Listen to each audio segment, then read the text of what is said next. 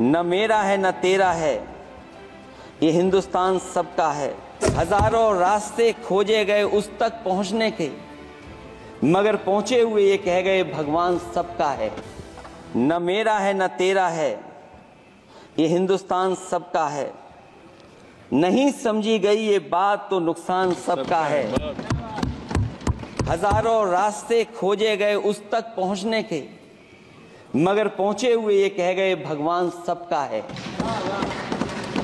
जो इसमें मिल गई नदियां वो दिखाई नहीं देती महासागर बनाने में, मगर एहसान सबका है।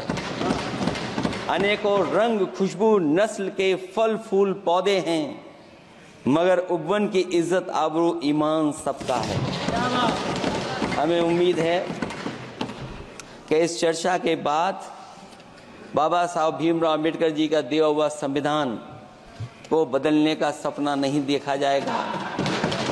साथ ही साथ डॉक्टर राममनोहर लोहिया, जिन्होंने समाजवादी आंदोलन का रास्ता दिखाया, नेताजी ने जो संघर्ष कर करके हम लोगों को उस जगह पहुंचाया, वहीं लोकनायक जयप्रकाश जी ने इस देश को आगे बढ़ाने के लिए समय समय पर संपूर्ण क्रांति का आह्वान देकर के जागरूक किया।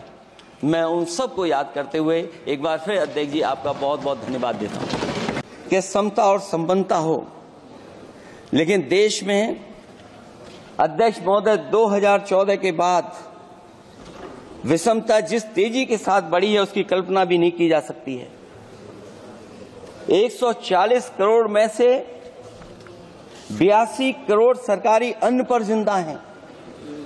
अध्यक्ष महोदय, जो देश को ये कहते हो कि हम दुनिया की सबसे तेज रफ्तार पे चलने वाली अर्थव्यवस्था बनने जा रहे हैं, 3 पर पहुंच गए और ऊपर जाएंगे।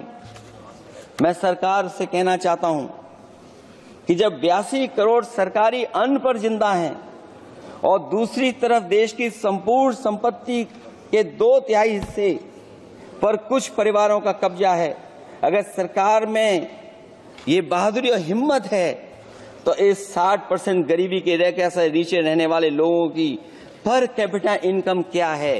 अगर आपकी अर्थव्यवस्था ऊंचाई पर जा रही है तो हमारे जो गरीब लोग हैं, जो 60% गरीब लोग हैं, उनकी पर कैपिटा इनकम क्या है? और जहां समय समय पर सरकार अपने आंकड़े देती है, कम से कम ये आंकड़े भी दे दे कि गरीबी रेखा पर जो नीचे रहने वाले लोग हैं उनकी पर कैपिटा इनकम क्या है। इससे स्पष्ट हो जाएगा कि 5% लोगों की पर कैपिटा इनकम क्या है।